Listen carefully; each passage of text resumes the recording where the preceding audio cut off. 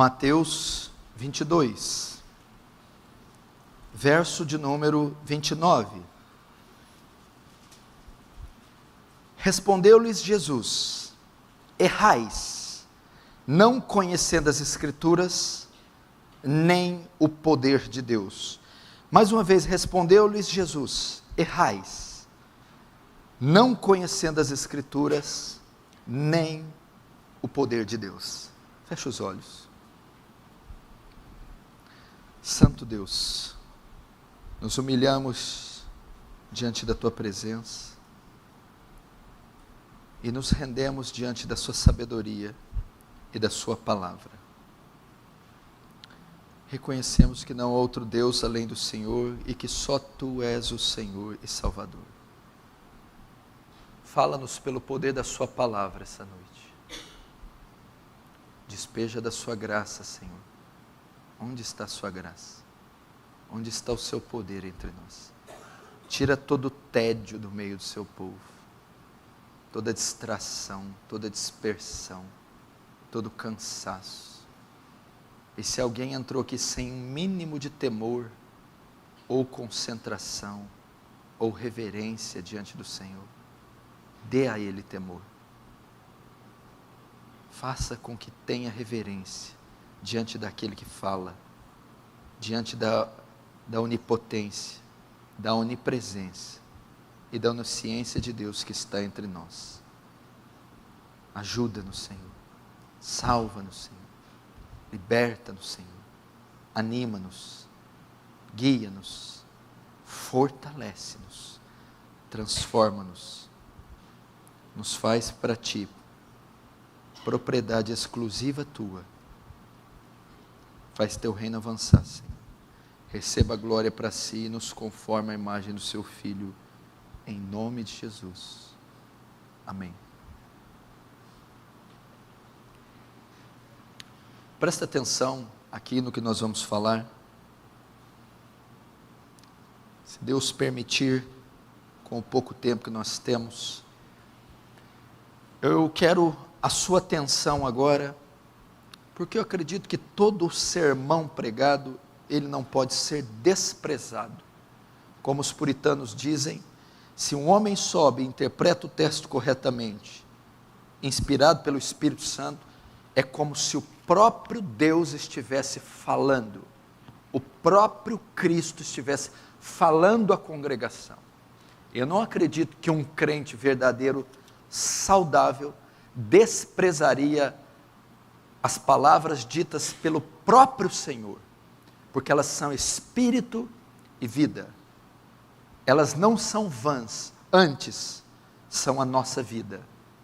Preste atenção na palavra, que tem poder de mudar você, porque ela é mais cortante que espada de 2 fios, e penetra até juntas e medulas, alma e espírito, e é apta para discernir a intenção do coração humano. Eu quero pregar sobre a ignorância da palavra de Deus, ou um chamado ao conhecimento bíblico. Um chamado ao conhecimento bíblico. Você sabe que neste ano, 2017, comemora-se o aniversário de 500 anos da Reforma Protestante. Talvez um dos maiores movimentos que a humanidade conheceu depois da vinda do Messias. Para que você tenha uma ideia do que é a Reforma Protestante.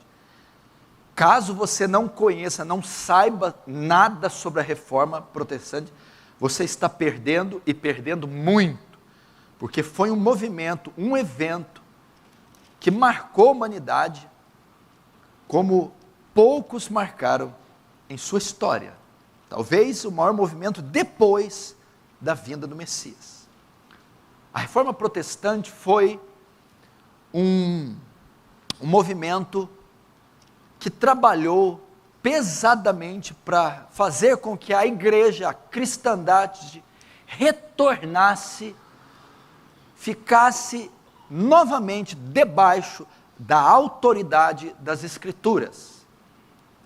Depois de mais ou menos 1.200 anos, 12 séculos de ignorância, de escuridão, de paganismo, sincretismo, idolatria, na qual a igreja cristã se submergiu, Deus usa um monge no interior da Alemanha para estudar as Escrituras, a carta de Paulo aos Romanos principalmente, e então, através dele, começa esse movimento chamado Reforma Protestante, que é fazer com que a igreja, a cristandade, fazer com que o sacerdócio volte e se submeta à autoridade das Escrituras e somente às Escrituras. O grande carro-chefe da reforma, o grande epíteto da reforma, o grande slogan da reforma, era o que eles diziam em latim, sola scriptura, somente a Escritura. É trazer tudo de baixo para a autoridade das Escrituras, porque a igreja tinha se desviado da verdade, desviado do grande fundamento que é a Escritura, para seguir ideias de homens. Ou seja, um dos períodos conhecido como um dos piores períodos da igreja de Cristo, e um dos piores períodos da humanidade, foi ali no século XII, chamado período das trevas. Durou muitos séculos esse período. Por que era chamado período das trevas? Porque as pessoas, os cidadãos foram privados do conhecimento. E as pessoas estavam afundadas numa profunda ignorância em todas as áreas. Quem detinha o poder do conhecimento era a Igreja Católica.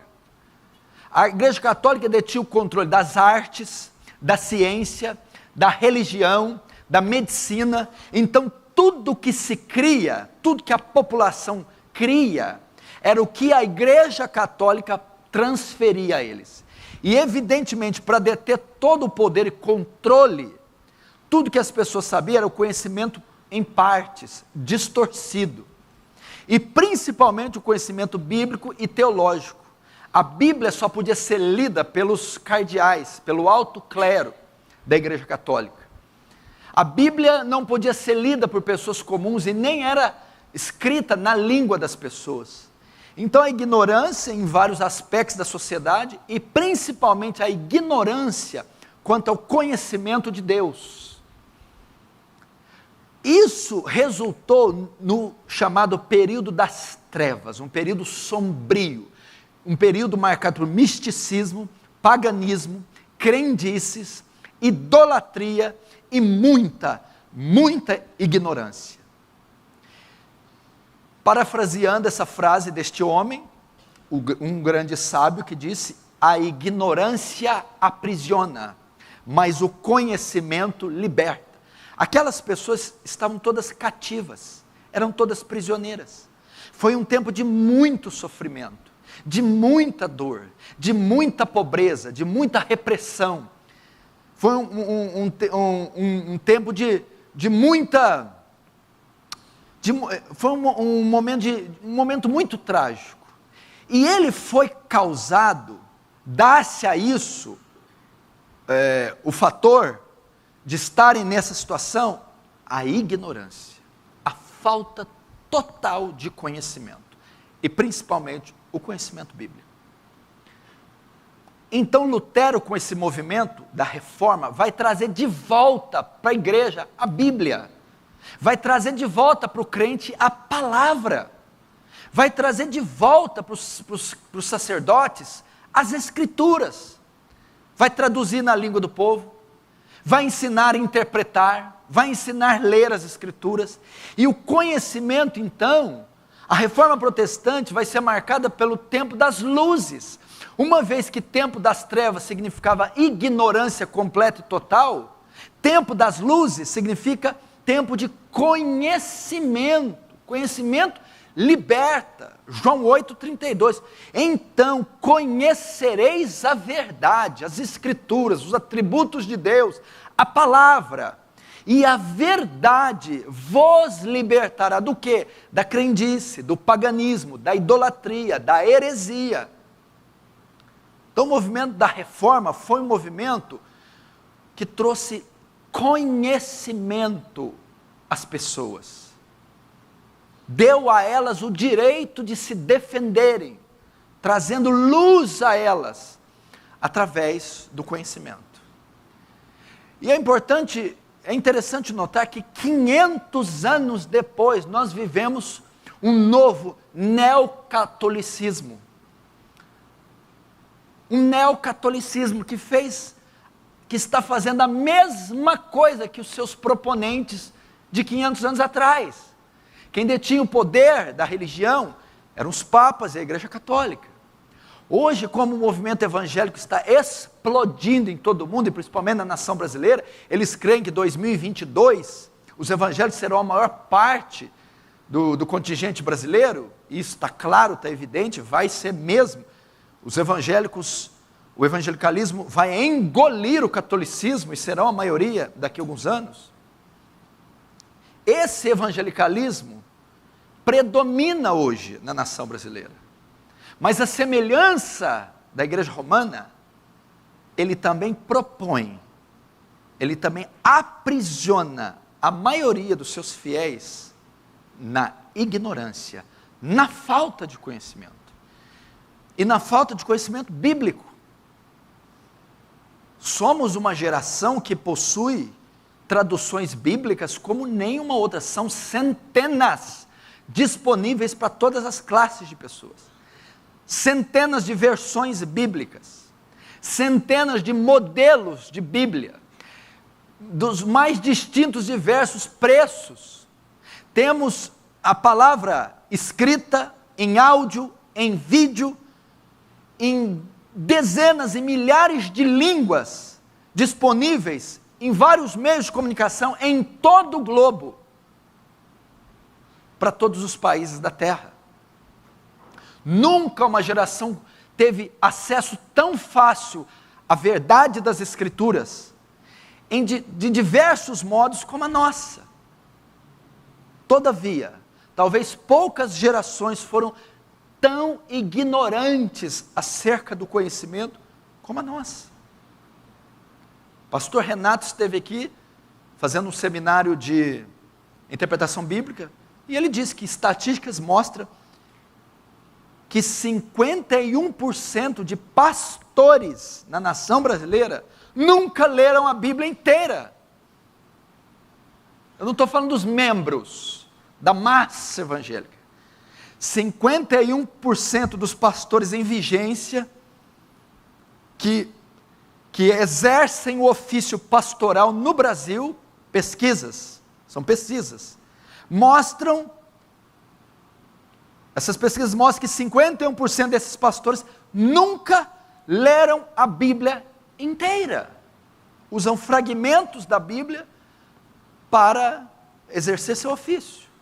Agora você imagina, se a liderança, as estatísticas mostram isso, com a liderança, imagina os liderados, imagina o crente comum, imagina a dona de casa cristão, o estudante cristão, o trabalhador cristão, pai de família cristão. Logo, não adianta termos o artefato em nossas mãos, de fácil acesso, com baixos preços, de várias traduções e versões, coisa que na época de Lutero, no período das trevas, não existia a quantidade de Bíblias. O acesso não era tão fácil, não havia versões fáceis, e não havia na língua do povo. Nós temos tudo que eles não tinham. Porém, estamos na mesma condição de ignorância que eles. As pessoas simplesmente não possuem conhecimento bíblico, não têm o hábito de ler regularmente a Bíblia. Quando leem, não conseguem interpretar a Bíblia. Caímos então na mesma ignorância do século XII. E consequentemente no mesmo paganismo, nas mesmas crendices, nas mesmas heresias, vamos caindo. Porque ao não possuirmos conhecimento bíblico, Ao não sabermos interpretar textos, também não saberemos nos defender dos ataques do inimigo, dos falsos profetas, das heresias. Não poderemos professar a Deus uma fé saudável, não poderemos dar a Deus um culto puro, vai ser um culto híbrido, uma adoração híbrida. É um chamado ao conhecimento bíblico.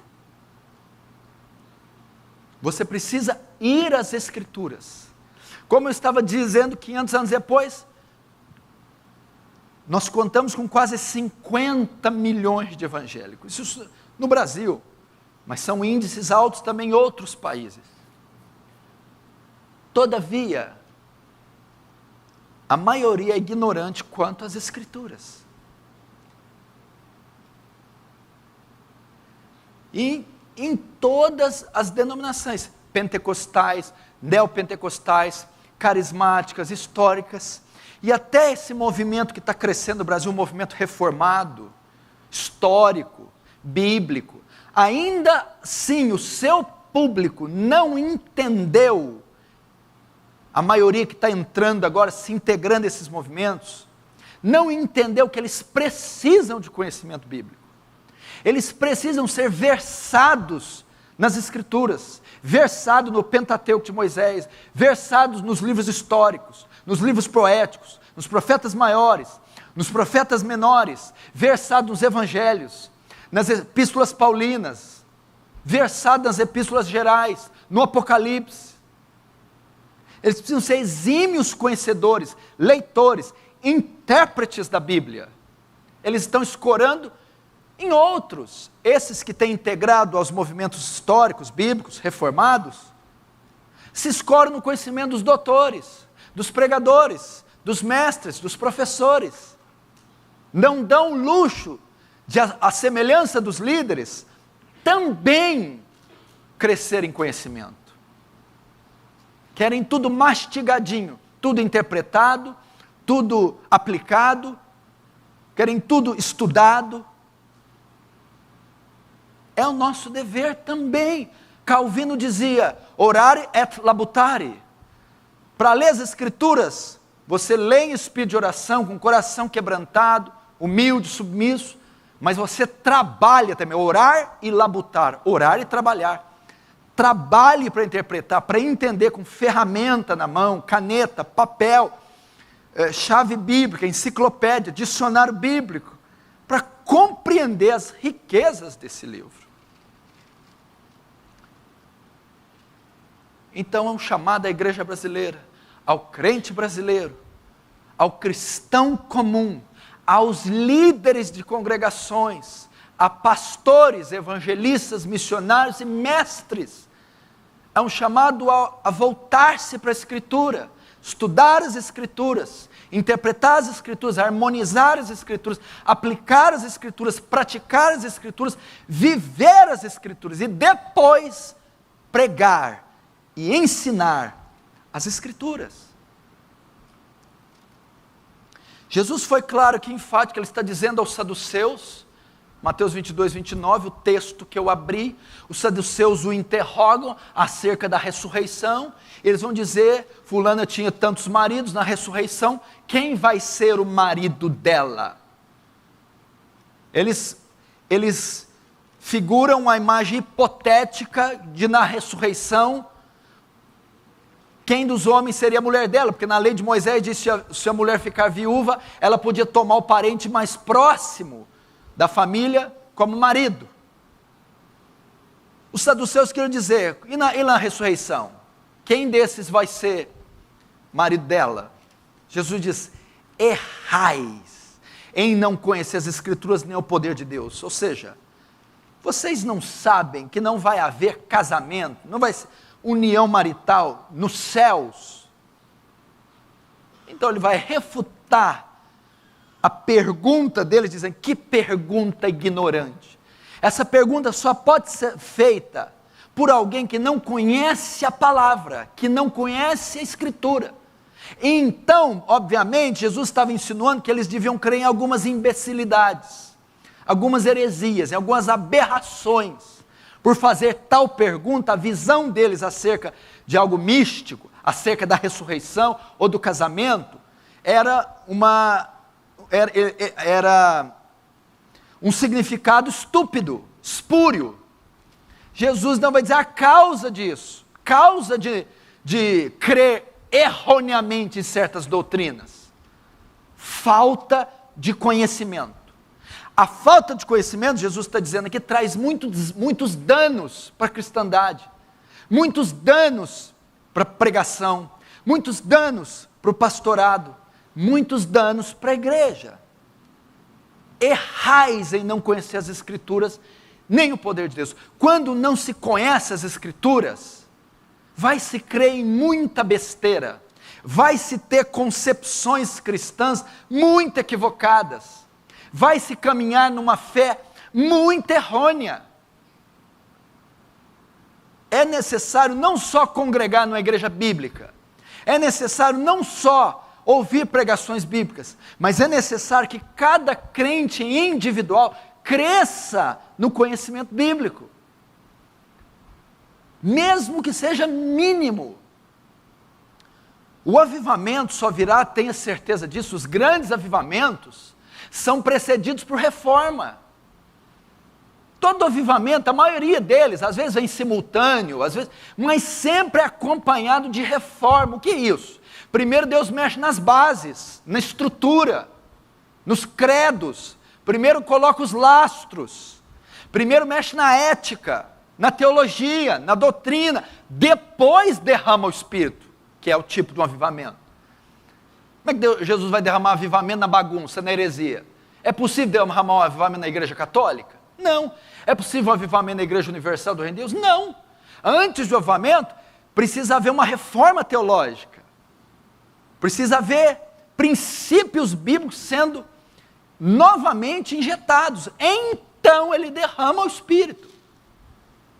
Da mesma sorte, se nós queremos ver um derramar do Espírito entre nós, Franca sendo tomada para Jesus, conversões, se quisermos ver a Igreja Aliança Calvário ser um expoente da fé, primeiro nós todos temos que nos voltar para as Escrituras. Para as Escrituras. O movimento do puritanismo, século XVIII, Inglaterra, Escócia, Estados Unidos, principalmente os puritanos ingleses. Qual era o grande viés dos puritanos? A obsessão dos puritanos: serem bíblicos. Eu quero ser bíblico, só isso.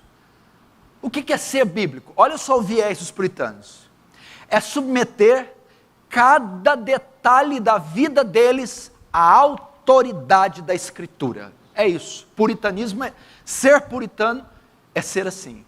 Submeter cada detalhe da vida, cada aspecto da sua vida à autoridade das Escrituras.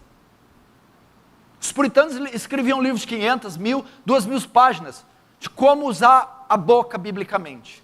O que a Bíblia fala sobre a boca, como eu devo falar, como eu devo usar, como eu devo impressionar.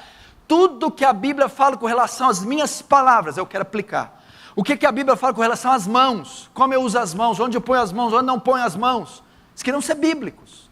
Como se vestir, como usar o dinheiro, como ser mãe, como ser pai, como ser marido, como ser esposa, como ser filho, como ser funcionário, como ser patrão, como usar o dinheiro. Biblicamente, o que a Bíblia tem a dizer sobre o dinheiro, o que a Bíblia tem a dizer sobre a minha roupa, o que a Bíblia tem a dizer sobre a minha aparência, o que a Bíblia tem a dizer sobre ser pai.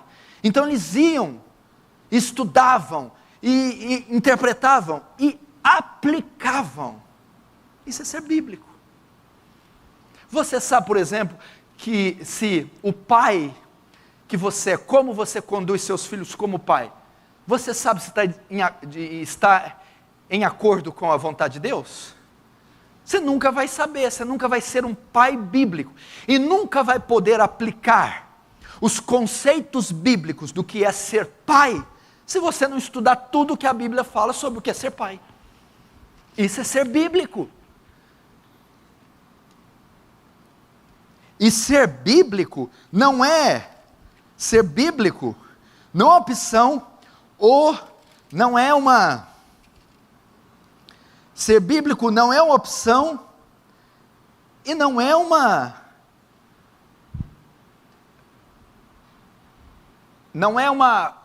rotina ou conduta de uma categoria elevada de crente. Ser bíblico é um mandamento, é uma ordem para toda a igreja. Olha, por exemplo, vou ler 1 João 2, verso 3. Olha o que diz. Olha só, escuta. Ora, sabemos que temos o conhecido por isto, se guardamos os seus mandamentos. Aquele que diz eu conheço, ou seja, eu sou crente, e não guarda seus mandamentos, é mentiroso. Aquele, entretanto, que guarda a sua palavra, nele verdadeiramente tem sido aperfeiçoado o amor de Deus. O que significa?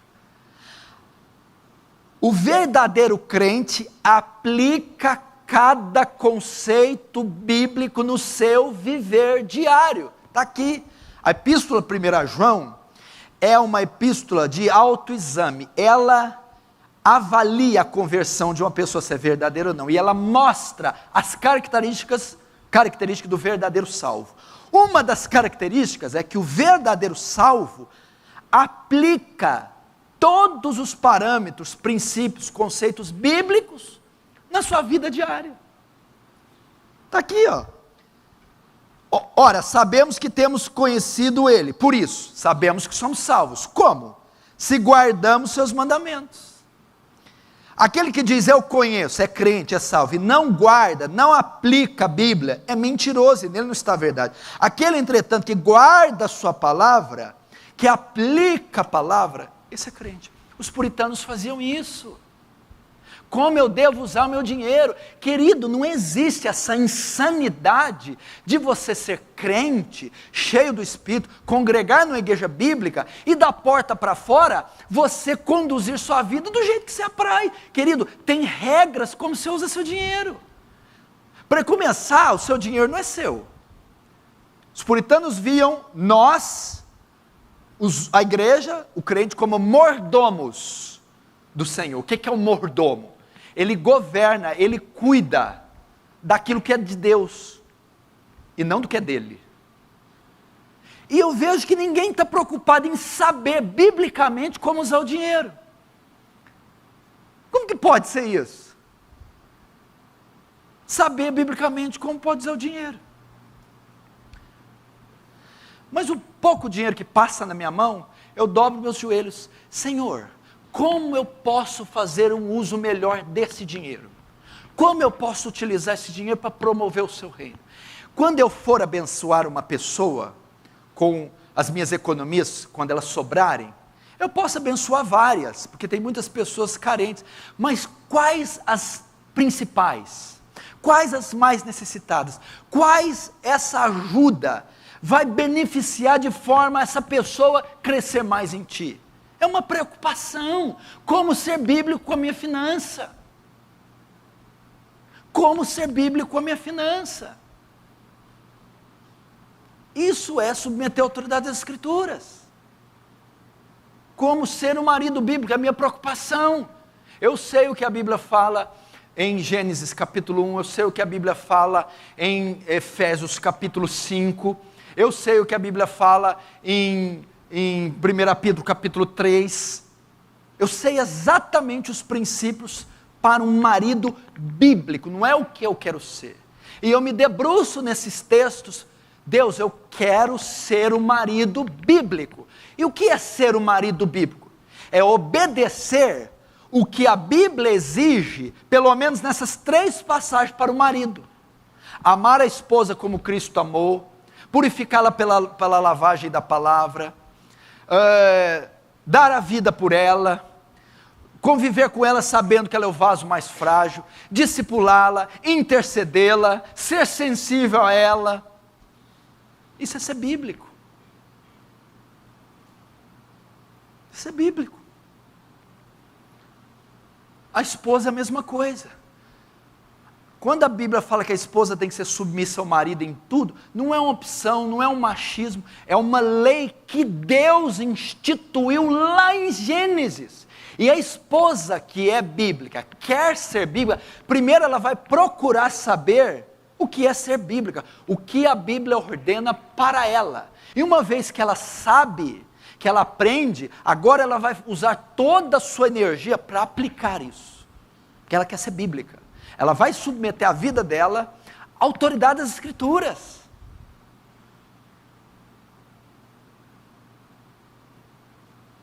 Versículos para pais, eu não sei, eu acho que tem uma coisa para pai e mãe crente, porque é a geração dos pais omissos, das mães omissas, que terceirizam tudo, terceiriza educação, terceiriza amamentação, terceiriza banho, terceiriza tudo para os filhos, não quer fazer nada com o filho. Deus no dia do juízo não vai cobrar teus filhos da minha mão, Deus vai nem olhar para mim. No dia do juízo, Deus não vai pedir contas a mim dos teus filhos, nem o pastor Dani, nem ninguém. No dia do juízo, Deus vai pegar o teu cabelo, vai pegar você por cabelo, dá conta do teu filho. Deus vai fazer isso. Dá conta do teu filho agora. Deus vai fazer isso. O discipulado dos filhos está na sua mão, a educação dos filhos está na sua mão, a provisão dos filhos está na sua mão, a proteção dos filhos está na sua mão. É o dever dos pais. A Bíblia fala isso. Vós, pais, não provoquei a ira dos vossos filhos. Antes, ao invés de provocar, de irritar o menino, de chamar o menino de feio, de burro, de gordinho, de humilhar, rebaixar o menino, ao invés de fazer isso, não provoquei. Antes, educai-o, discipulai-o, formai-o na doutrina e admoestação do Senhor. Ensina biblicamente os filhos, ensina a ler a Bíblia. Ensina a orar, ensina a pedir perdão dos pecados, ensina a se vestir, ensina a se banhar, ensina a se trocar, ensina a ter bons modos, asseio, higiene pessoal, educação, corrige a lição de casa, ensina a tabuada, ensina a interpretar texto, ensina a matemática, ensina a geografia. É um ministério, é um ofício, é uma vocação. Isso é o que é ser pai bíblico. Desenvolva a conversão dele, porque ele não é salvo, ele nasce ímpio, nasce pecador, nasce condenado. A principal função do pai é desenvolver a salvação do filho, pregando o evangelho, expondo o evangelho, falando da depravação do filho, da queda, falando da inclinação que ele tem para o pecado, e que ele precisa de um salvador, que é Cristo. Isso é princípio bíblico para pai. Ser pai bíblico é ser mãe bíblica é a mesma coisa, auxilia o marido nisso. Faz a mesma coisa que o marido, auxiliando. Isso é ser bíblico. E os filhos? Está cheio de profeta aqui, de jovem. Cheio de Eliseu, está cheio de Davi, está cheio de José, está cheio de Estevão. É os filhos mais ungidos, mais santos. Filhos, obedecei vossos pais no Senhor, porque isso é bíblico. Honra teu pai e tua mãe, que é o primeiro mandamento com promessa, para que te vá bem na terra e viva e seja de longa data, de longa vida. Querido, se você quer ser um jovem bíblico, se você quer submeter a autoridade da Escritura como filho, você precisa olhar seus pais com outros olhos. Está errado esse negócio. O termo honra ali é tão profundo. Honra o teu pai e a tua mãe. Honra ali quer dizer estima, obedece, valoriza, ama, tem tudo isso. Você deve estimar ele, você deve respeitar ele, valorizar, mas tem um sentido mais profundo, reverência. Essa palavra reverência se aplica a autoridades, reis, magistrados, governantes, se aplica a Deus, se reverencia Deus, se reverencia governos, se reverencia autoridades. Por que colocou reverência lá? Porque o teu pai e a tua mãe são autoridades constituídas por Deus. Ser bíblico é reverenciá-los, ou seja, pia fino na frente do seu pai e sua mãe. Baixa a voz para falar com eles. Pensa 2 vezes antes de se dirigir. Quando você fala com autoridade, você põe qualquer roupa para falar com autoridade? Você usa qualquer vocabulário? Você usa qualquer modus? Não. Quando você vai se dirigir a uma autoridade, você muda vestimento, o vocabulário, a postura, você vai com exímia reverência e respeito. Você deveria fazer a mesma coisa ao se dirigir ao teu pai, à tua mãe. Trate-os com respeito, trate-os com dignidade. Trate-os com reverência. Cuidado com as palavras que você usa. Você deve escolher detalhadamente as palavras que você usa com seus pais. O tom de voz deve ser adequado. Respeito. Isso é ser bíblico. Não é orar e jejuar e querer ganhar o mundo inteiro e querer ser Jonathan Edwards. Isso é ser bíblico. Isso é submeter a sua vida às Escrituras. Não é o que você quer, o que você acha, o que você projeta. Não, o que a Bíblia manda para os filhos, o filho bíblico vai obedecer. Isso é ser bíblico.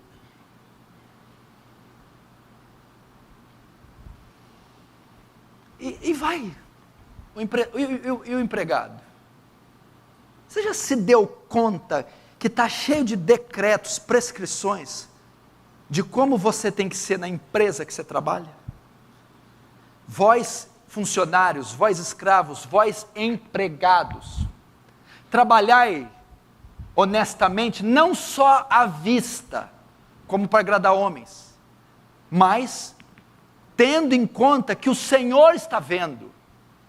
Ou seja, meu índice de produção, minha honestidade, não é só porque eu estou ameaçado, porque meu patrão está olhando. Não, eu tenho um patrão acima do meu patrão, um Senhor acima. E quando eu estou trabalhando, chego no horário, não saio antes, sou honesto, não roubo, não pego o que é meu, é por temor àquele que está me vendo. Então tem um decreto para o funcionário cristão. O que é isso? Ele é o melhor funcionário. O índice de produção dele é o melhor. Ele é honesto. Ele honra e respeita o seu patrão, ainda que for ímpio. Mas ele faz isso por causa de outro que está acima do patrão dele. Deus, o Senhor. Ele não fala mal de patrão nas costas. Ele não faz corpo mole na empresa. Ele não furta nem lesa a empresa. Ele não burla as regras da empresa, não faz nada disso, porque ele sabe que o pão dele, o salário dele, vem do Senhor. Isso é ser um funcionário bíblico. A Bíblia tem decretos para como ser funcionário, não é do jeito que eu quero. Como é que fala que é crente, congrega numa igreja bíblica, e não aplica conceitos, submeta sua profissão às Escrituras? Não posso fazer corpo mole, meu índice de produção tem que ser o melhor, tem que ser honesto, não tem que furtar, tem que dar bom testemunho, bom exemplo, ainda que seja uma espelunca a minha profissão, o meu local de trabalho. Anda em dia com os documentos, anda em dia com a ética da empresa, respeita as regras, a vestimenta, os horários, os colegas de trabalho, o salário que ganha, não faz corpo mole. Cresça na empresa, seja habilidoso, independente se o cara for um canalha ou não, injusto ou não, essa é a sua função. E para patrão? A mesma coisa. A Bíblia diz para não oprimir os funcionários, a Bíblia diz para não abusar dos funcionários, a Bíblia diz para andar correto com papel, CNPJ, nota, tudo isso, a Bíblia está lá. Se eu sou um profissional liberal, se eu sou um empresário, tem prescrições bíblicas de como eu conduzo a empresa, o salário do funcionário, a carga horária, como lido com dinheiro, como tem que estar papelada, toda a burocracia tem que estar submetida estritamente à autoridade das Escrituras. E isso é ser um patrão bíblico, um funcionário bíblico, um empresário bíblico. Qual é a sua situação junto ao governo? Os impostos, as notas. Não, assim, é só aqui domingo. Domingo eu quero um arrepio, um louvor gostoso, quero dar uma chorada. O senhor prega aquela palavra, arrepia as costas. Mas minha vidinha aqui, depois que acaba o culto, é outra coisa, pastor. A gente põe uma coisinha debaixo do tapete, só nega uma coisinha aqui, dá uma mentirinha ali, burla um aqui, compra outra aqui. Você não é bíblico. Nem sei se é crente.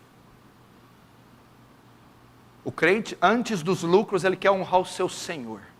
Antes do dinheiro, da bufunfa, ele teme a Deus. Quem falou que a gente vive de dinheiro, meu camarada? Falou que dinheiro, lucro, isso tem alguma importância para nós? Nós estamos aqui para avançar o reino de Deus, meu querido, com o nosso testemunho, com a nossa pregação, com a nossa retidão. Quem que falou que dinheiro? Que dinheiro? Meu sustento vem do Senhor. Dele é o ouro e dele é a prata. Isso é ser bíblico. Isso é bíblico. Isso é bíblico. Posso usar o dinheiro do jeito que eu quero? Não, a Bíblia fala que quando eu tenho muito, eu tenho que repartir com os que não têm nada. A Bíblia fala de generosidade. A Bíblia fala para eu não acumular tesouros na terra. Tem gente que vai comprando um terreno todo mês, um terreno, o terreno, o terreno. A Bíblia não fala para fazer isso não. A Bíblia fala que quem tem muito reparte com o pobre. A Bíblia fala para eu não acumular tesouro na terra, mas no céu. A Bíblia me adverte sobre a avareza, sobre a ganância. Meu Deus, isso é ser bíblico. A Bíblia fala para quem trabalha demais. Está errado, a Bíblia fala. Não, minha vida é trabalhar, não tem tempo para ler, para orar, para cuidar da esposa, do marido, dos filhos, só trabalho. A Bíblia diz que não é dessa maneira. São os gentios que buscam todas essas coisas, e vosso Pai Celestial bem sabei que necessitai de todas elas. Não preocupeis quanto à vossa vida, pelo que é a vez de comer ou beber, nem pelo vosso corpo, quanto ao que é a vez de vestir. Não é a vida mais que o alimento, nem é o corpo mais que os vestidos. A Bíblia fala para não sermos escravos do trabalho, não. Não.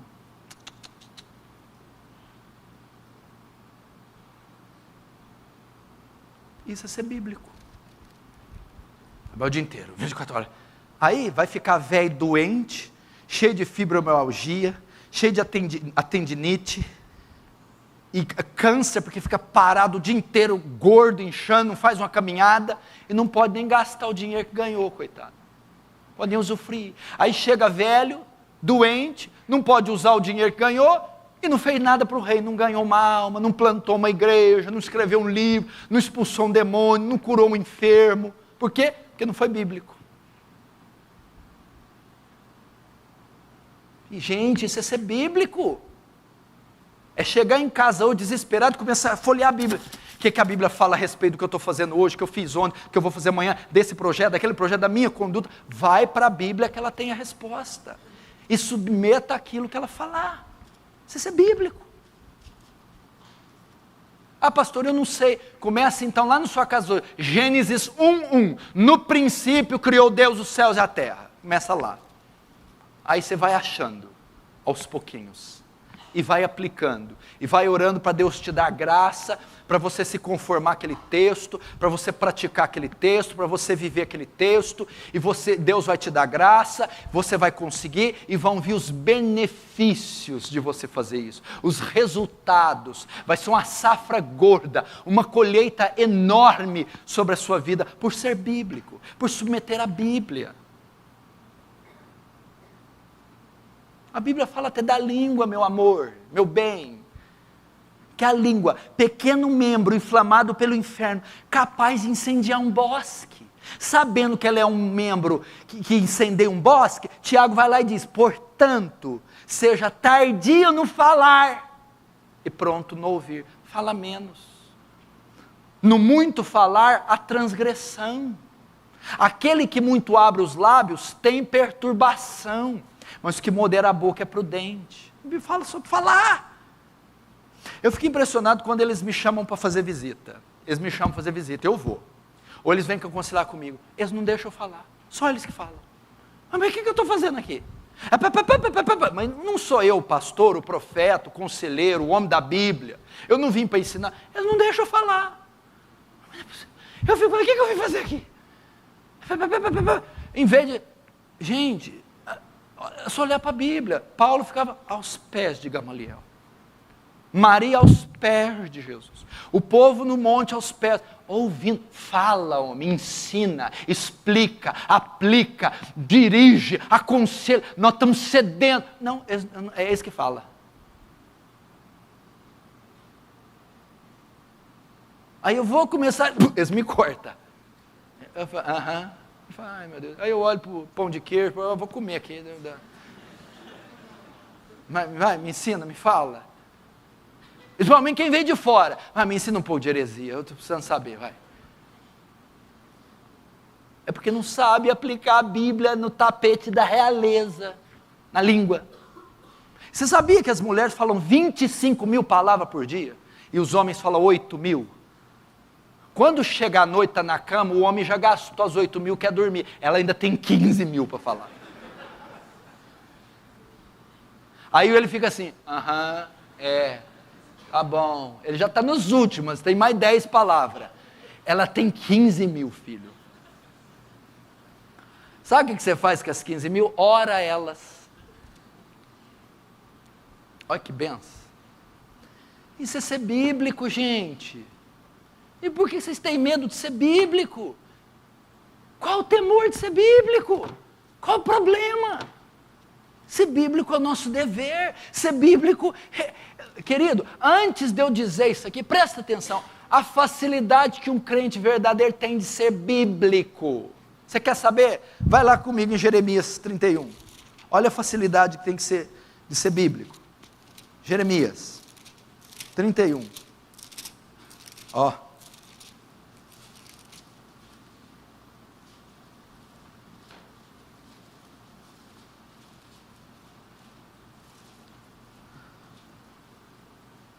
Jeremias 31, verso 31.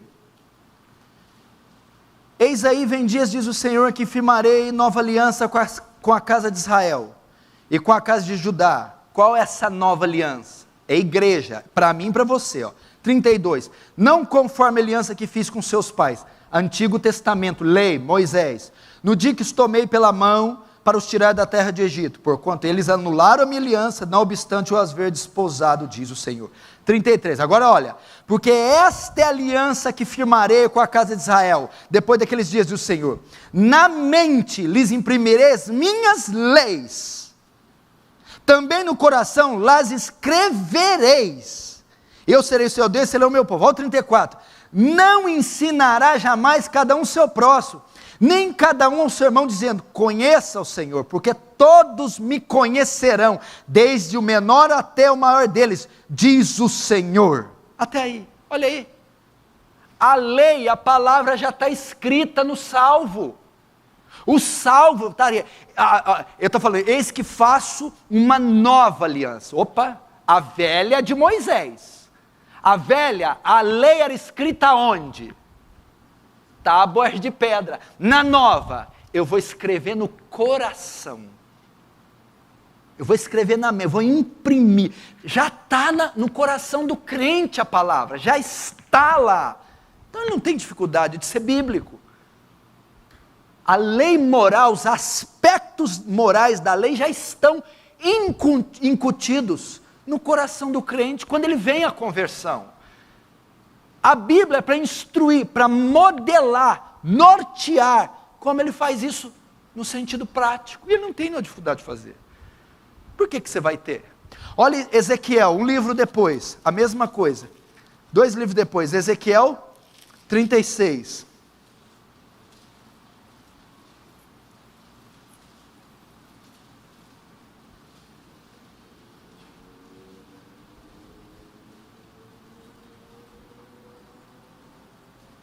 Ezequiel 36, verso 27. Porei dentro de vós o meu espírito e farei com que andeis dos meus estatutos e guardeis os meus juízos e os observeis. Olha aqui, gente, qual que é o pacote que Deus dá para o salvo? Fala aqui da nova aliança. A nova aliança é a conversão em Jesus. Colocarei o meu espírito, não é assim o salvo? Todo salvo não tem o espírito, recebe o Espírito Santo. E farei com que através do espírito obedeceis minha lei. Aplicareis a minha lei. Olha lá, andeis nos meus estatutos, prática, guardeis os meus juízos e os observeis. É oriundo do nascido de novo. Está nele, é intrínseco. Ele está falando, eu farei, não depende de você. Não é você querer ou não. Eu farei, soberania. Uma vez que converteu, nasceu de novo, uma vez que o Espírito passa a habitar, automaticamente aquele crente é levado a praticar a Bíblia. Ele vai ser levado a observar os estatutos, vai ser levado a andar neles. Vai ser levado. Se você tem certa morosidade quanto a aplicar a Bíblia, se quer ter interesse de conhecê-la, se não tem nenhum desejo, está nem um pouco preocupado o que a Bíblia diz sobre dinheiro, vestimenta, boca, marido, emprego, pode ser uma poderosa evidência que não houve conversão. Nenhuma. O ímpio tem algum interesse de aplicar a Bíblia na vida? Não tem nenhum interesse. Não tem de se sujeitar à palavra de jeito nenhum. De maneira nenhuma.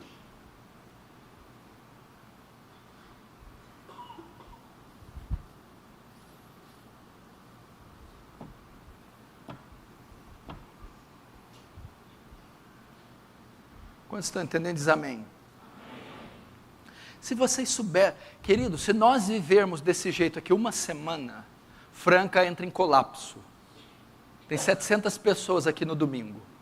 700. Se 700 pessoas foram cristãos bíblicos, em todas as áreas da sua vida, durante uma semana, Franca entra em colapso. Porque vai ser uma discrepância tão grande, vai destoar tanto das pessoas que nós convivemos na sociedade, que vai entrar em colapso, vai acontecer, vai emperrar. Se formos bíblicos, você está vendo de onde surge o avivamento?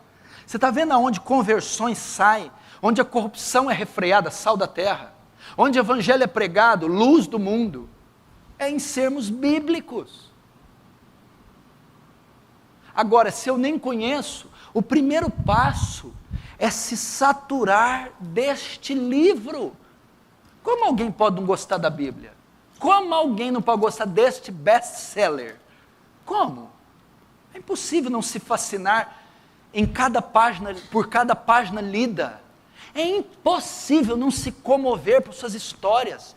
É impossível não se dobrar diante de tamanha sabedoria. Como é que rejeita isso? É um chamado ao conhecimento bíblico. Eu quero convidar você aqui da Igreja Aliança do Calvário, convidar você que me assiste, para voltar para as Escrituras, para ser um crente bíblico, para submeter toda a sua vida, cada aspecto da sua vida, cada detalhe da sua vida, à autoridade das Escrituras. Quem sabe ser uma nova geração de puritanos, pelo menos nesse sentido, não neopuritanismo, mas nesse sentido. Quem sabe amar a Bíblia como Davi, o quanto ama a sua lei, é a minha meditação todo dia.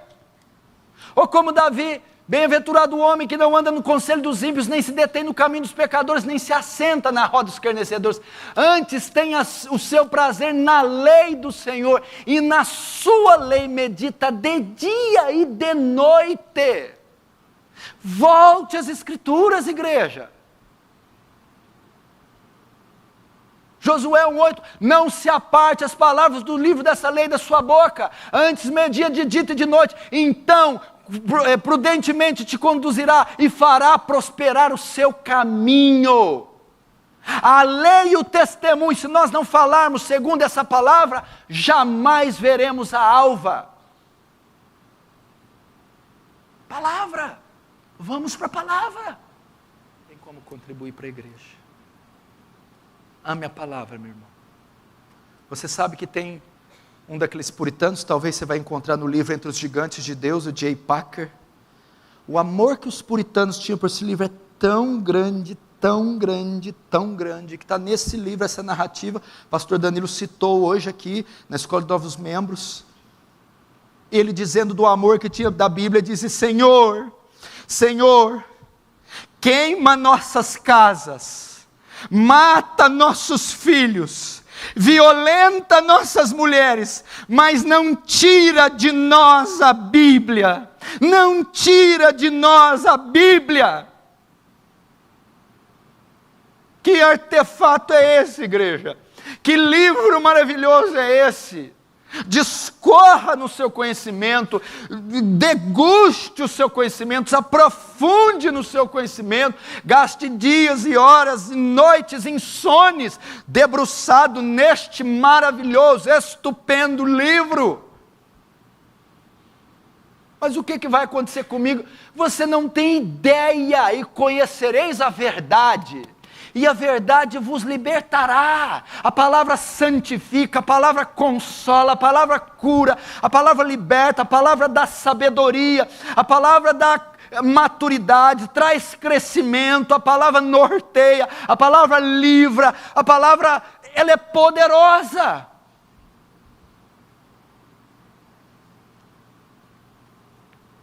Nós teremos um avivamento se nós formos bíblicos.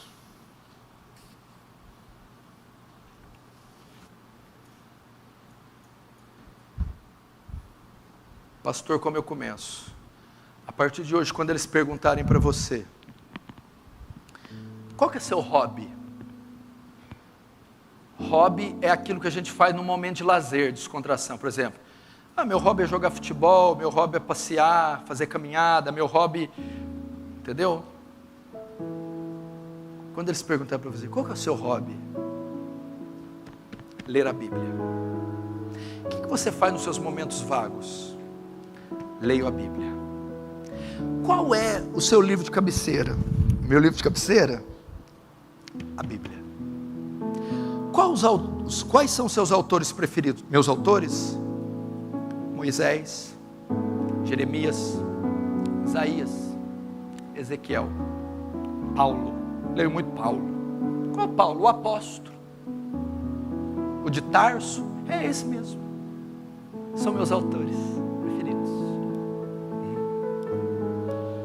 Vai ser esse o seu hobby, se aprofundar no conhecimento. Minha oração é para que você seja como John Bunyan.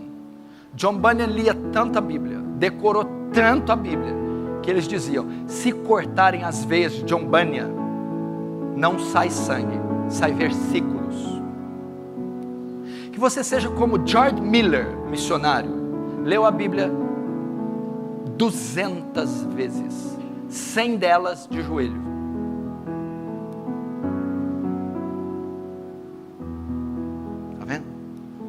Feche os olhos, curva a cabeça.